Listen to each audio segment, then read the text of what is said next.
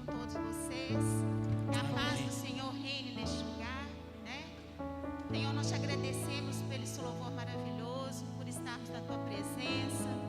Pai, que o Senhor seja exaltado, glorificado e santificado todos os dias, Pai. Nós te rendemos louvores e te agradecemos pelo cuidado e provisão do Senhor para com nossas vidas. Gostaria de deixar aqui um versículo que diz assim, Mateus 11: Venham a mim todos os que estão cansados e sobrecarregados, e eu lhes darei descanso. Tomem sobre vocês o meu jugo e aprendam de mim, pois sou manso e humilde de coração, e vocês encontrarão descanso para suas almas, pois o meu jugo é suave e o meu fardo é leve. Amém? Aqui nós vemos que o Senhor nos convida, né, a ir diante dele, todos aqueles que estão cansados e sobrecarregados, que ele nos dará o seu descanso. E ele ainda faz uma promessa, que ele estará conosco, porque ele vai dar essa paz, esse descanso, não é mesmo? E ainda fala assim, tomem sobre vocês o meu jugo e aprendam de mim, pois sou manso e humilde de coração, e vocês encontrarão descanso para suas almas. Aqui ele nos ensina a ser humildes de coração, né? Nós possamos inclinar nossos olhos para o Senhor e agradecer Ele por tudo que Ele tem feito nas nossas vidas. E nós possamos ser obedientes com a Tua palavra, porque assim a paz do Senhor, as bênçãos do Senhor estarão sobre nossas vidas. Então eu gostaria de orar por todos vocês e por mim também. Pai amado, Pai querido, eu venho diante do Senhor, Pai, pedir que o Senhor possa, Pai, tratar com o nosso coração, dando-nos um coração humilde, Pai, um coração obediente à Tua palavra, que nós possamos ser servos do Senhor, seguidores do Senhor, que possamos, Pai, apresentar para os nossos irmãos e para nós mesmos a Tua palavra. Pai, fala conosco através da Tua palavra, fala conosco, que o nosso coração seja grato ao Senhor, Pai. E essa noite o Senhor venha falar o nosso coração. Nós temos aprendido mais e mais do Senhor. Nós não sabemos orar como convém, mas o Senhor, através da oração do Pai Nosso, Pai, deixou para nós o seu ensinamento. Que o pão nosso de cada dia esteja em cada lar, em cada família. Que a presença do Senhor seja o mais importante em cada lar, em cada família. Que as pessoas possam procurar mais ter um relacionamento sincero com o Senhor. Que eles possam ser abençoadores nos seus lares, nas suas casas, no seu ambiente de trabalho. Que eles possam falar da maravilha do Senhor sobre a vida de cada um. Que cada um possa dar o seu pequeno testemunho. E às vezes a pessoa pode até achar que aquilo é uma bobagem, mas não se cale. Fale da maravilha que o Senhor faz na sua vida, dos livramentos que o Senhor tem feito. Incentive os irmãos, abençoe os irmãos com uma palavra de amor, uma palavra de gratidão.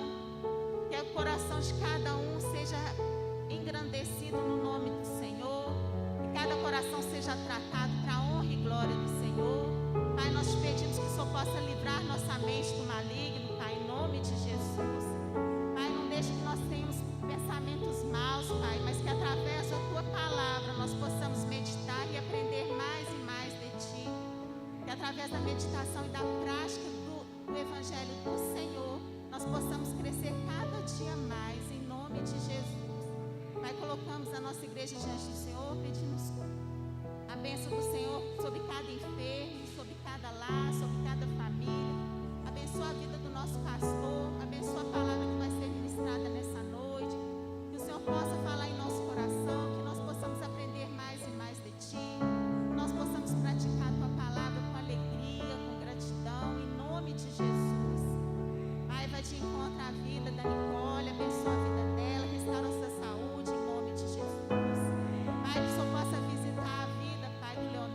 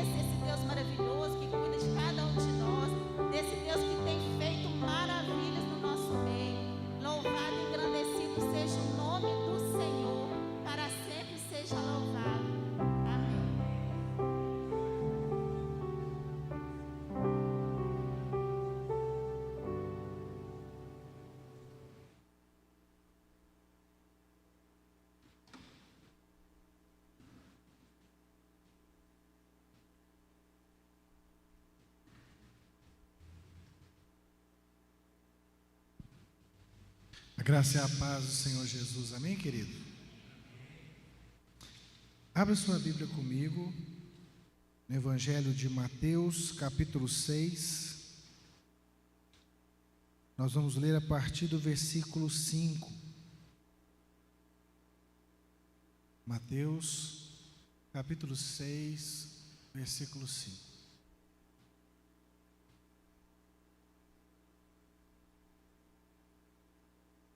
E quando vocês orarem, não sejam como os hipócritas.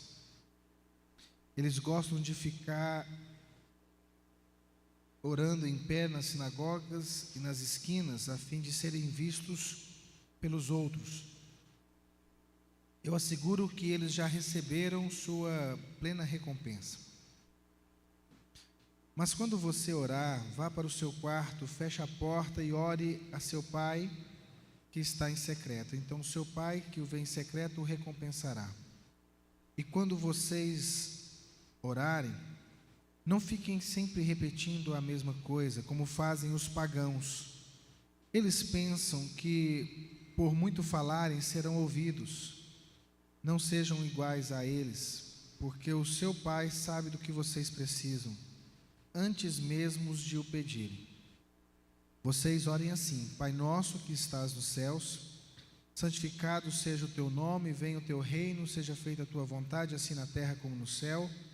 Dá-nos hoje o nosso pão de cada dia, perdoa as nossas dívidas, assim como perdoamos aos nossos devedores. Eu quero que agora você pule comigo lá para o versículo 14. Pois se perdoarem as ofensas uns dos outros, o Pai Celestial também perdoará vocês. Mas se não perdoarem uns aos outros, o Pai Celestial não perdoará as ofensas de vocês. Vamos orar? Pai, nós queremos te louvar e te agradecer por essa noite. Pedimos que o teu Santo Espírito possa ministrar aos nossos corações, possa nos levar para perto de ti, nos fazer compreender a tua vontade para as nossas vidas. Em o nome do Senhor Jesus, amém e amém. Pode se assentar, queridos.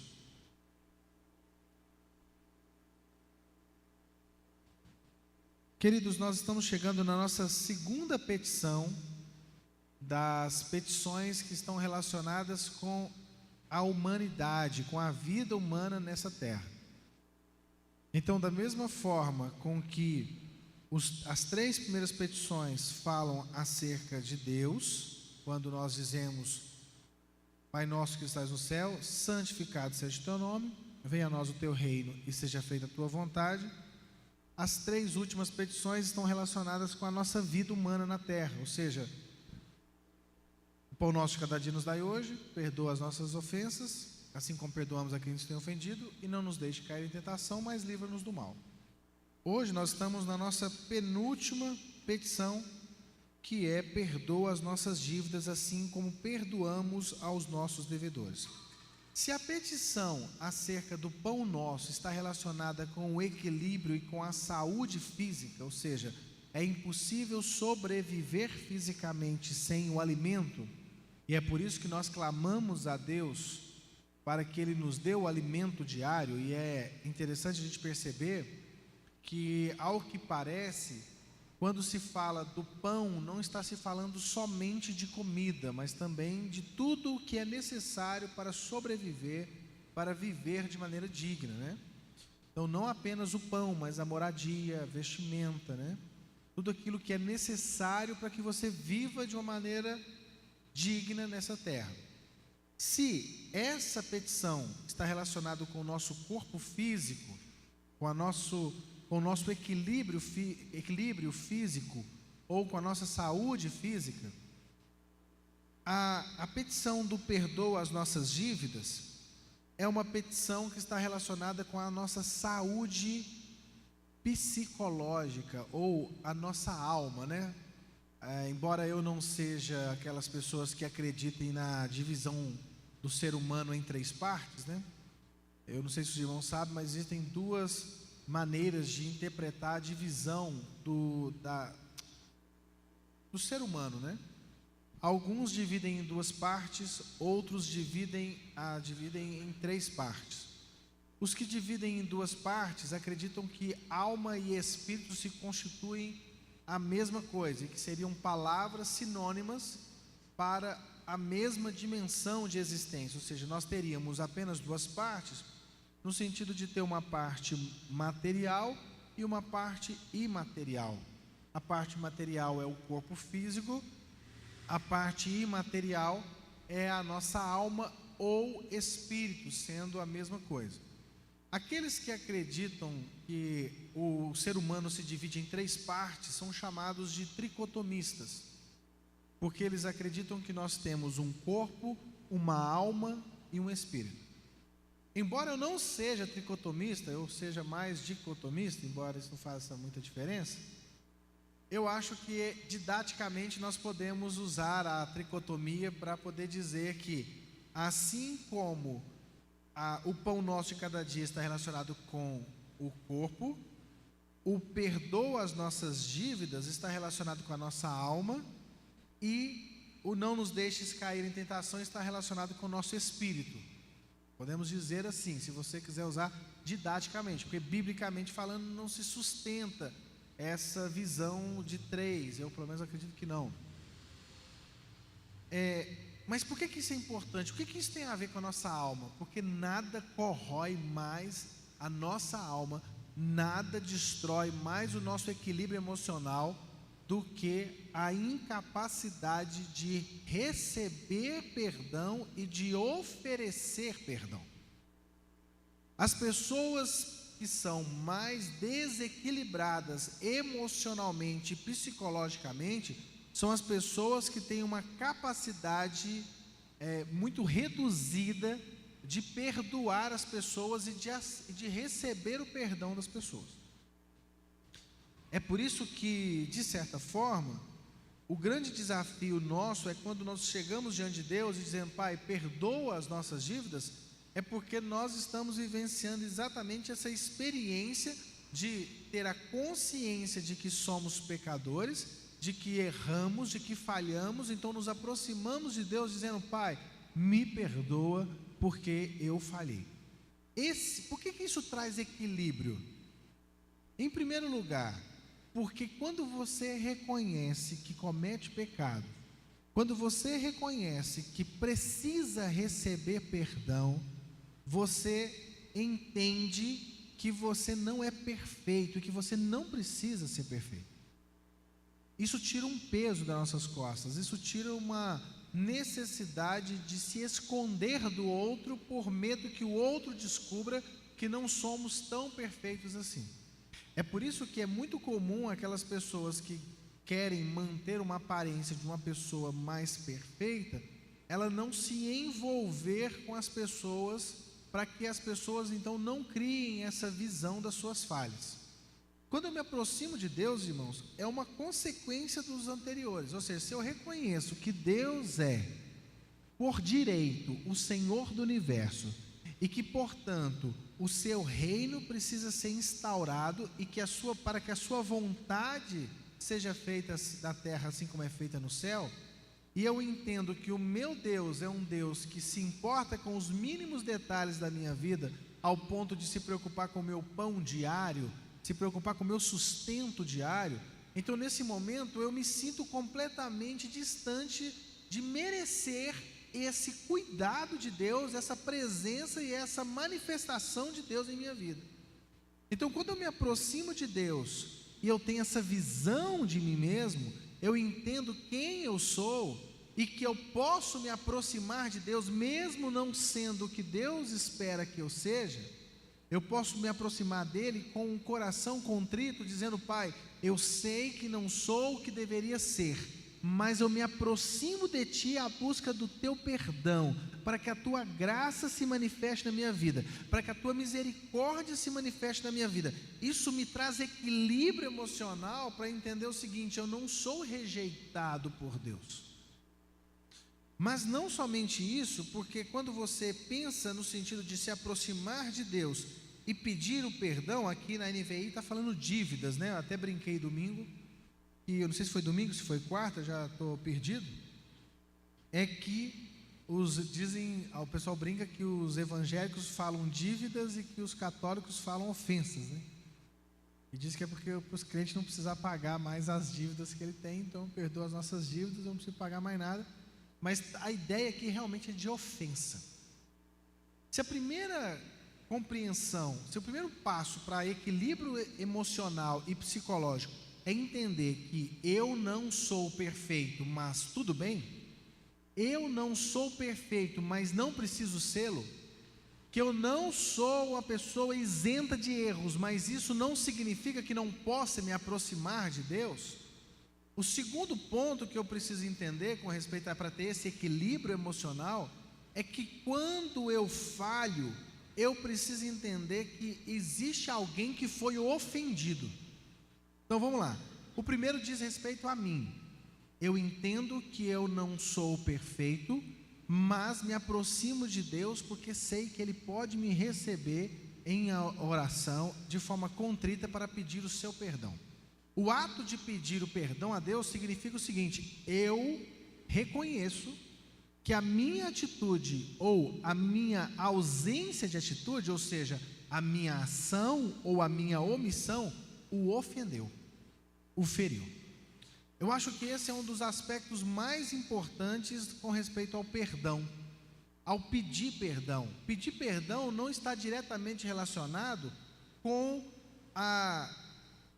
o fundamento teórico de certo e errado, mas na consequência moral de afetar o outro.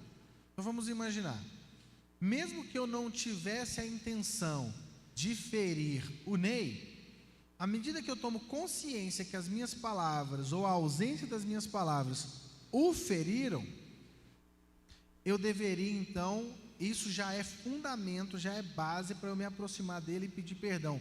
Não porque eu tive a intenção de feri-lo, não porque eu agi com o propósito de e a minha atitude tenha de fato sido uma atitude correta, mas porque o efeito que isso gerou no Ney deve me levar então a me importar com ele, com a dor dele, com o sofrimento que eu gerei na vida dele.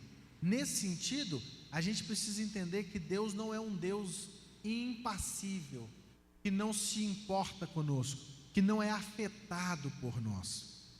Quando o nosso pecado nos afasta de Deus, isso entristece o coração de Deus. O que Paulo diz? Não entristeçais o Espírito Santo de Deus. Percebe como o Espírito como pessoa, uma das características da Trindade como pessoa, é exatamente essa capacidade de se sentir e de sentir o outro, de ter essa experiência de se emocionar. A gente às vezes tem uma visão de um Deus que não se envolve, que não se sente emocionalmente. E um outro problema, até em nós, é que nós tendemos a achar que a razão é algo de Deus e que as emoções é algo do pecado, é algo do diabo.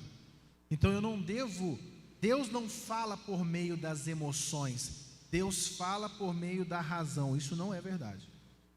Deus fala na plenitude da humanidade. E uma das formas de Deus revelar a tua vontade é gerar em nós sentimentos correspondentes com aquilo que Ele espera que façamos. Por exemplo, lembra quando nós começamos a refletir sobre as bem-aventuranças e nós falamos sobre bem-aventurados que choram, porque eles serão consolados?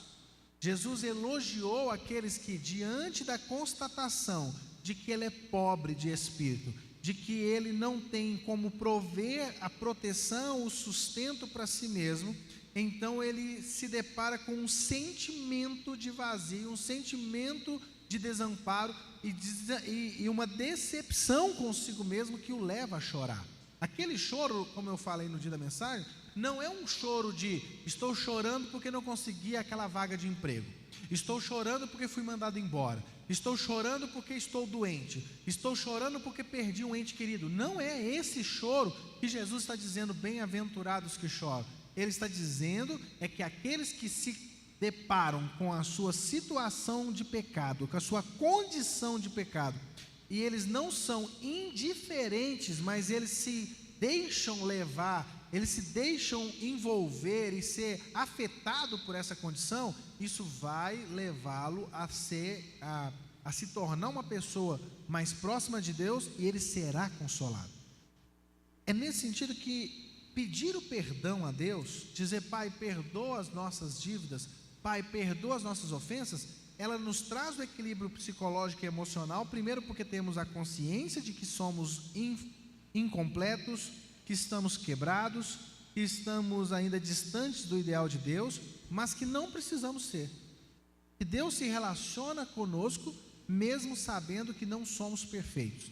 Mesmo Deus sabendo o que pensamos. Pensa, se você que relaciona com as pessoas à sua volta, você só se depara com o que elas fazem ou com o que elas dizem, né?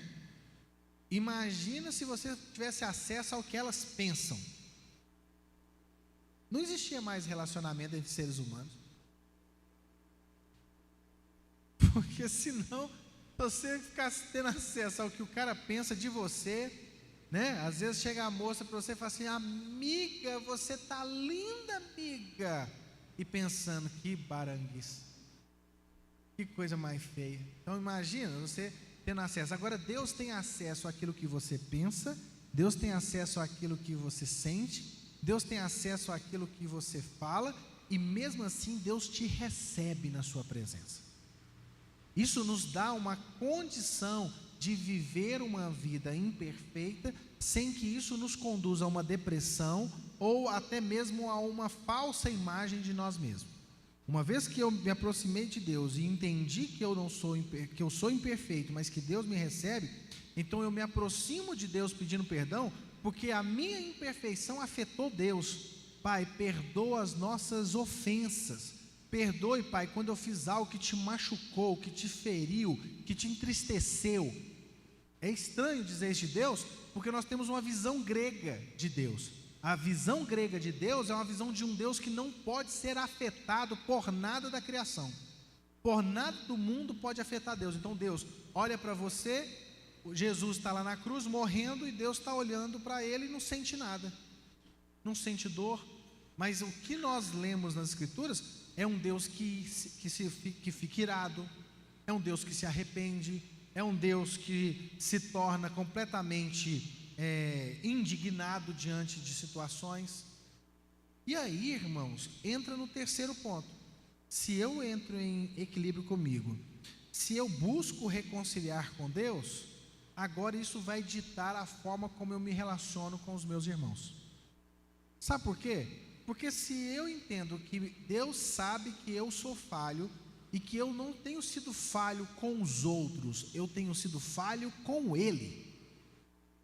Essa é a diferença. Você em olhar para uma pessoa e entender assim: o Wellington é falho. Beleza, ele é falho mesmo, todo mundo é falho, ninguém é perfeito, é verdade. O problema é quando a falha do Wellington me atinge. O problema é quando os erros dele promovem prejuízos ou sofrimentos a mim ou a quem eu amo. Aí está o problema. E quando nós nos aproximamos de Deus, nós vamos entender que Deus é o ofendido, e Ele nos recebe, Ele nos encoraja a procurá-lo. Então, nesse sentido, é que eu e você precisamos nos relacionar uns com os outros da mesma maneira, entendendo que se Deus, sendo perfeito, nos aceita sendo imperfeitos, então nós também devemos aceitar o outro, mesmo ele sendo imperfeito. Então o perdão é algo essencial para que você tenha equilíbrio emocional com as outras pessoas com quem você relaciona. Porque a questão, irmãos, não é se as pessoas irão falhar com você, é quando. Eu falo isso há muito tempo. É quando elas irão falhar com você.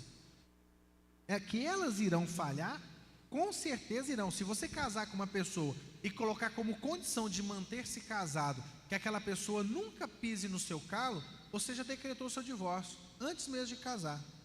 Se você quiser montar uma sociedade, uma empresa, e a condição para manter a sociedade é que não haja falha entre vocês, que um não machuque o outro, que um não fale coisas que não deveria, então você já pode romper a sua sociedade, porque isso não vai acontecer.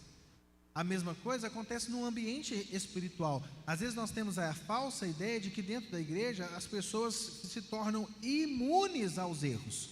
Isso não acontece. Então, diante disso é que Jesus fala lá embaixo, olha. Pois, versículo 14: se perdoarem as ofensas uns dos outros, o Pai Celestial também perdoará vocês.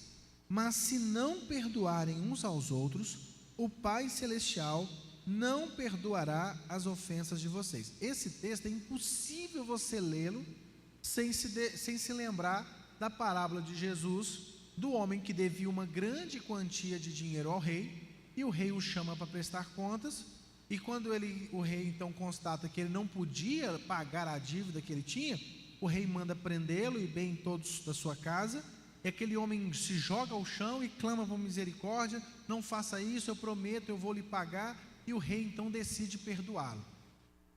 Uma dívida muito grande, uma dívida de um valor incalculável.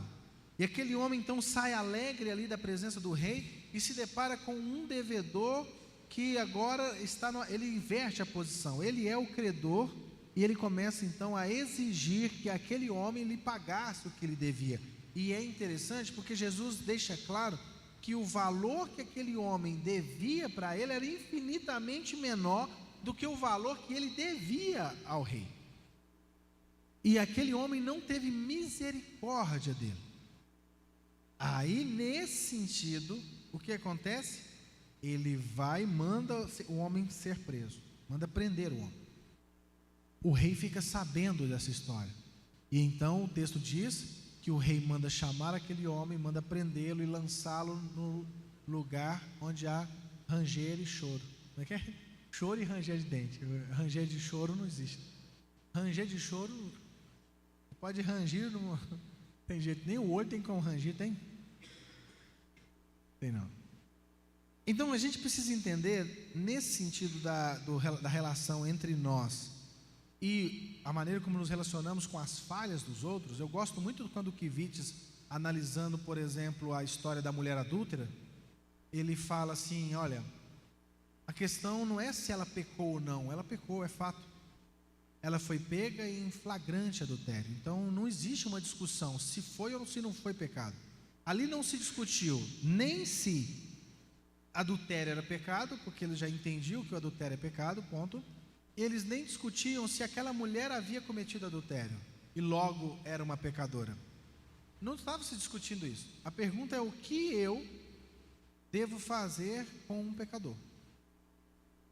E aí o Kivitz diz assim: o que nós pecadores devemos fazer em relação ao pecado de outros pecadores? E o que Jesus diz aqui é que para executar a pena, que é justa, a pena não é injusta. Isso que a gente tem que entender. Se aquela mulher fosse apedrejada por Jesus, a justiça teria sido feita, porque de fato ela, como pecadora, ela merecia a punição da morte, segundo a lei, e Jesus não tinha pecado, logo ele tinha condições, ele tinha jurisprudência, ele tinha toda a autoridade para exercer o juízo.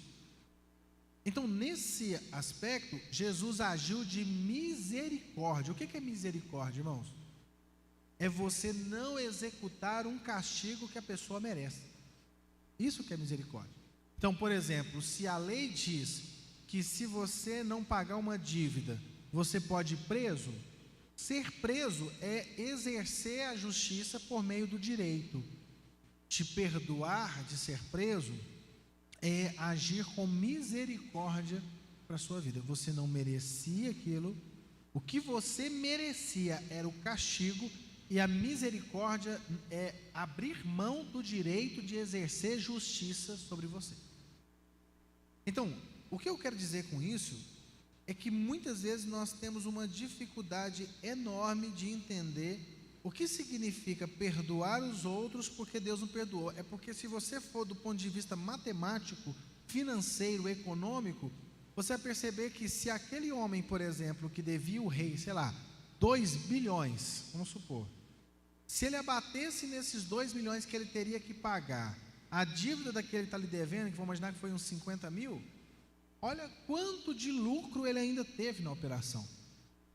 Então ele não estava perdendo nada, porque o rei foi quem compensou a dívida do outro, ou seja, o rei, além de reembolsar o que aquele homem lhe devia, ainda lhe deu muito mais. E essa é a lógica de Deus em nós. Deus, quando você perdoa o seu irmão, você não está fazendo nenhum favor para ele em si. Por quê? Primeiro, porque quando você perdoa, quem recebe a bênção é você e não ele. Ok? Eles contam uma história, eu não sei se é verdade, vou vender pelo mesmo preço, que uma das punições de pena de morte mais terríveis que existia há muitos anos atrás, séculos atrás, era que quando uma pessoa matava uma outra pessoa de forma injusta, eles amarravam o corpo do que morreu no corpo do que estava vivo, de forma que enquanto os vermes iam decompondo aquele corpo, eles começavam a entrar no corpo da pessoa que havia matado, e aí ela morria junto com a pessoa que ela havia, junto não, né, que já tinha morrido, mas ela era morta exatamente pelo mesmo que foi. A falta de perdão é semelhante a essa história, porque você pega uma história que está morta, mas que ainda tem um poder gigantesco de destruição, e você carrega ela junto ao seu corpo que deveria estar vivo. Então, quando você perdoa aquela pessoa que cometeu uma falha contra você, é como se você estivesse cortando a corda desse corpo morto que está destruindo o seu corpo vivo.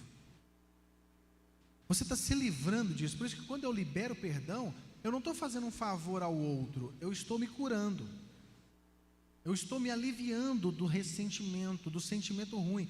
Pensa o quanto é ruim você, por exemplo, está magoado, por exemplo, com o Mateus, e aí eu sei que vai ter o aniversário da Priscila e o Mateus vai estar lá, e já me dá aquele mal-estar, porque eu vou ter que me encontrar com o Mateus no aniversário da Priscila. Percebe como eu estou preso ao Mateus? Se o Mateus não está magoado comigo, se o Mateus não está chateado comigo, ele vai para o aniversário da Priscila normalmente, ele não sente nada, ele não se importa com nada, ele não está sentindo nada de ruim, ele está desfrutando da vida, ele está desfrutando das experiências que ele tem. Quem está carregando isso sou eu. Então, quando eu perdoo o Mateus, eu estou me libertando desse sentimento que está destruindo a minha alma. Se o ódio é o veneno que a gente toma, achando que está matando o outro, então eu tomo um veneno com o intuito de matar o outro, mas quem morre sou eu, o perdão é o antídoto. O perdão é o antídoto que eu tomo e eu fico livre. Aquela outra pessoa não vai morrer com o ódio, ela não morre, porque quem está tomando o veneno é você. O perdão é quando você toma o antídoto e corta o efeito do veneno do ódio na sua vida. E quando nós fazemos isso, nós começamos a ter equilíbrio emocional, equilíbrio psicológico para lidar na vida. É por isso que quando oramos, perdoa as nossas ofensas, assim como perdoamos a quem nos tem ofendido, nós fechamos aqui uma tríade da saúde psicológica. Eu aceito que sou falho, procuro quem eu ofendi e perdoo quem me ofendeu. Entendeu?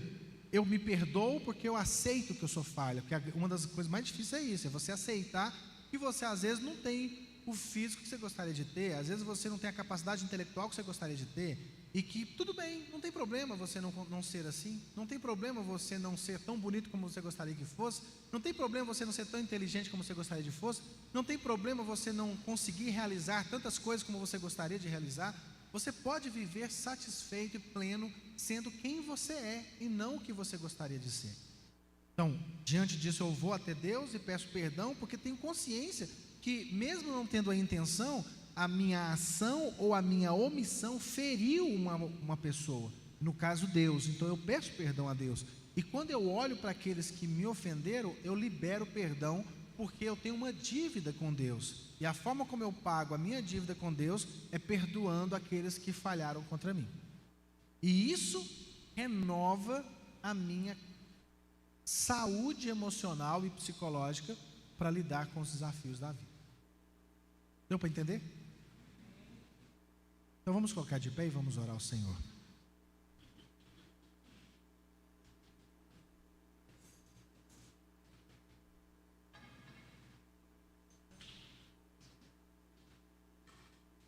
Pai, nós queremos te louvar e te agradecer por essa noite. Muito obrigado pela tua graça, pela tua misericórdia.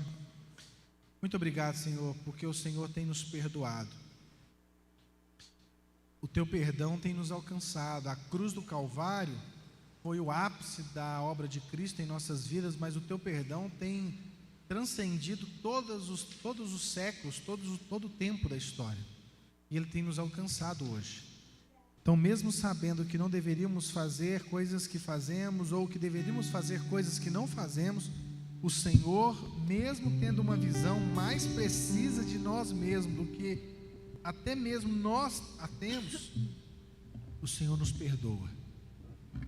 Por isso nós te louvamos e por isso nós te pedimos perdão, porque sabemos que te ofendemos, sabemos que entristecemos o teu Espírito, sabemos que muitas vezes não valorizamos a obra e o preço que o Senhor pagou na cruz do Calvário por nós. Por isso, nessa noite, nós pedimos que o teu Santo Espírito possa nos capacitar a perdoar aqueles que nos ofenderam.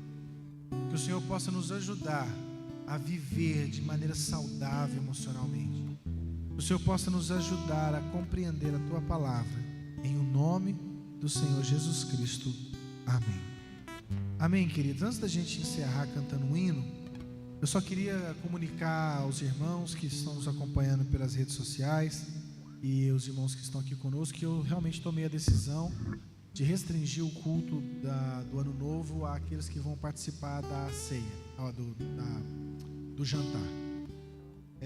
Peço perdão àqueles que gostariam de participar do culto e não gostariam de participar do jantar, mas a logística realmente vai ficar fora de base para a nossa estrutura. Então, realmente, não é que eu estou cobrando pelo culto, quero deixar isso claro.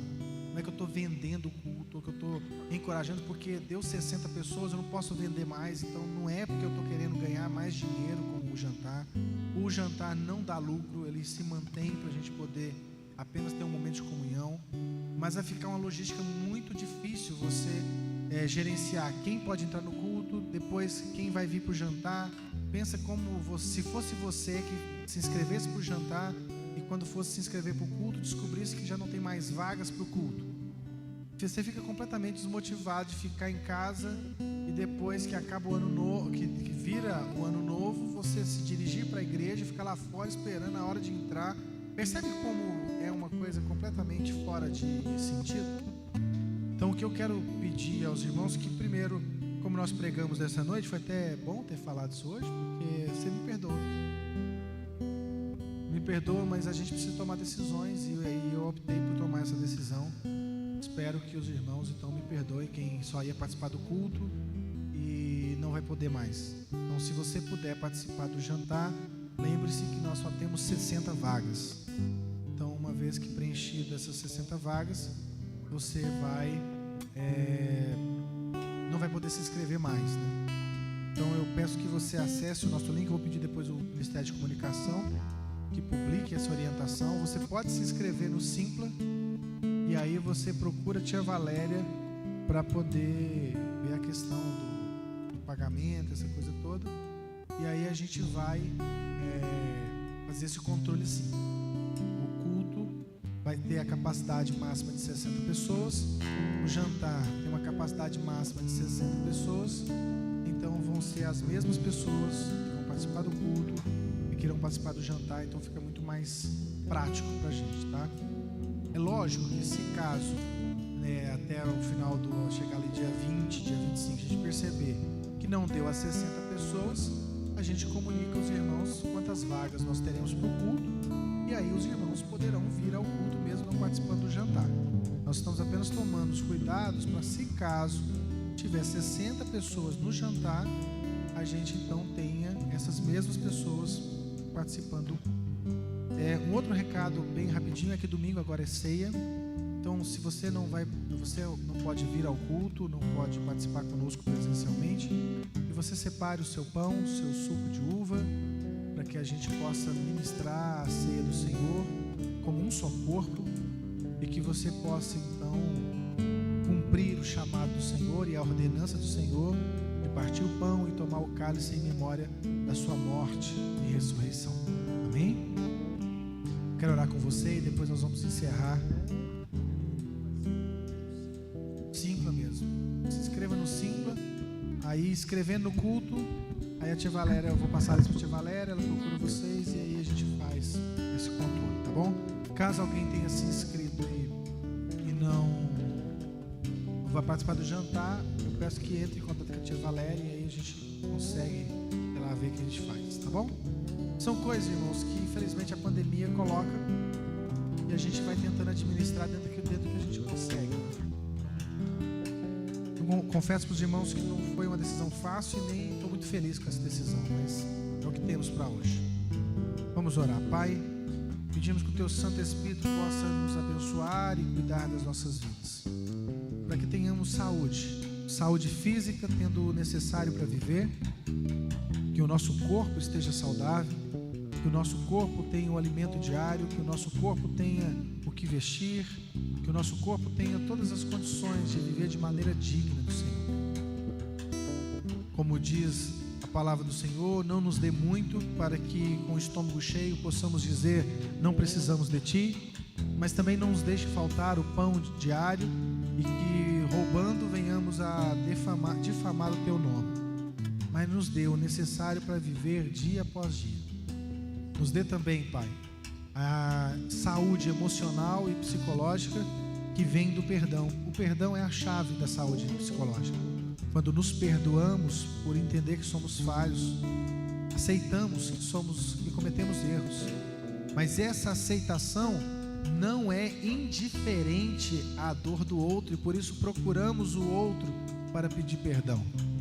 E esse perdão, quando é recebido, nos gera em nós uma dívida para que possamos então pagar por meio do perdão àqueles que falham conosco. E isso nos liberta da mágoa, do ressentimento e nos tornamos pessoas mais saudáveis emocionalmente. Por isso que a graça do Senhor Jesus Cristo, o amor de Deus, o nosso Pai, as doces e eternas consolações do Espírito Santo nos ajude hoje e sempre a estar ao lado uns dos outros até que o Senhor volte. Amém.